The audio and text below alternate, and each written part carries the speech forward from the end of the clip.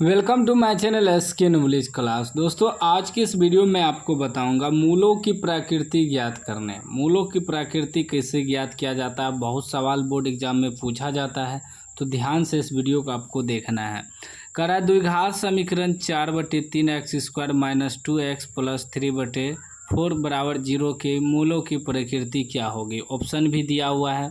पहला ऑप्शन है वास्तविक एवं असमान, दूसरा है वास्तविक एवं समान, तीसरा है वास्तविक नहीं, चौथा इनमें से कोई नहीं। ठीक ना, ध्यान से आपको समझना है क्योंकि मूलों की प्रकृति वाला सवाल बहुत ज़्यादा पूछा जाता है द्विघात चैप्टर में। ठीक ना, देखिए समीकरण पहले क्या दिया उसको लिखिए। 4/3x², फिर -2x, फिर +3/4 = 0। ये आपका समीकरण हो गया। ठीक ना, देखिए x² का जो गुणांक है, जो भी दिया रहे यहाँ, ठीक ना, 4/3, 10, 20 कुछ भी दिया रहे वो आपका a हो जाता है।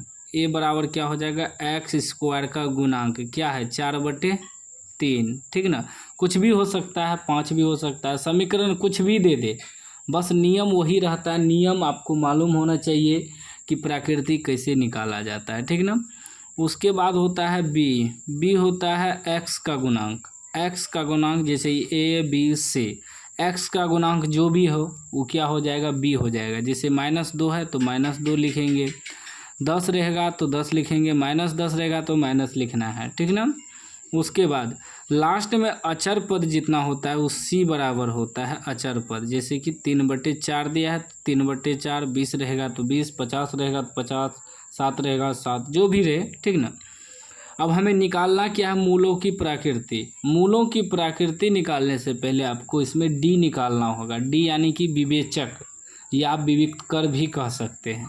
अगर विविक्तकर मालूम हो जाए, डी मालूम हो जाए तो मूलों की प्रकृति आसानी से निकल जाता है। ठीक ना, तो लिखेंगे विवेचक बराबर विवेचक यानी कि डी बराबर, विवेचक को डी से सूचित किया जाता है। सूत्र होता है b² - 4ac।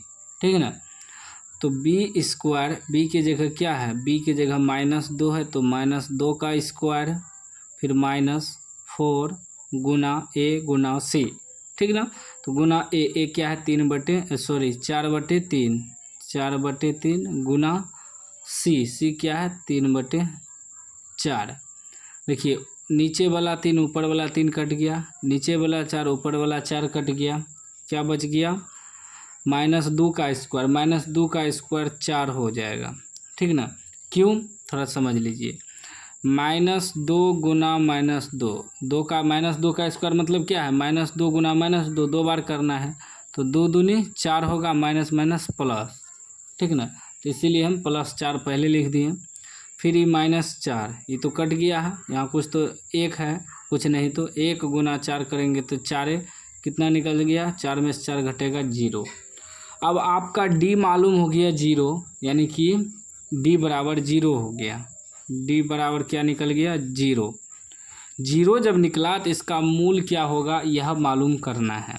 तो इसमें देखिए 3 कंडीशन होता है। पहला कंडीशन होता है कि अगर d बराबर 0 निकल जाए तो मूल वास्तविक होगा। वास्तविक तो होगा और समान।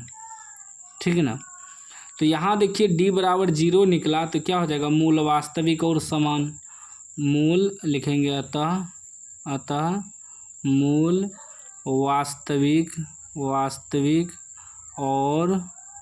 और समान, यानी कि ऑप्शन क्या हो जाएगा, वास्तविक एवं समान। बी ऑप्शन राइट हो जाएगा। कहीं कहीं सिर्फ वास्तविक भी देगा, तो वास्तविक कब होगा, जब d बराबर 0 होगा तब वास्तविक होगा।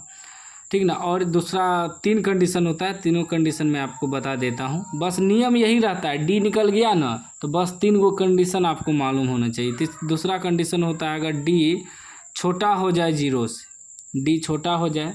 अब छोटा कैसे होगा मैं आपको आगे बताता हूँ। तो d अगर छोटा हो जाएगा 0 से तो मूल वास्तविक होगा, यानी कि लिख सकते हैं वास्तविक नहीं। ठीक है ना, वास्तविक नहीं, या लिख सकते हैं ओ वास्तविक, ओ वास्तविक, दोनों में से कोनो लिख सकते हैं, मूल वास्तविक नहीं या ओ वास्तविक, जो कि ऑप्शन यहाँ दिया भी है वास्तविक नहीं।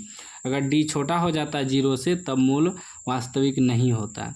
तीसरा कंडीशन क्या होता है इसको समझिए। तीसरा कंडीशन होता है अगर डी ए बड़ा हो जाए 0 से तब क्या होगा, मूल वास्तविक तो होगा, वास्तविक दोनों कंडीशन में होगा। अगर डी बराबर 0 होगा तब भी मूल वास्तविक होगा, और डी बड़ा होगा 0 से तब भी मूल वास्तविक होगा। लेकिन वास्तविक तो होगा, इसमें एवं ओ समान हो जाएगा, ओ समान, ठीक ना, इसमें समान होता है, इसमें समान नहीं होगा।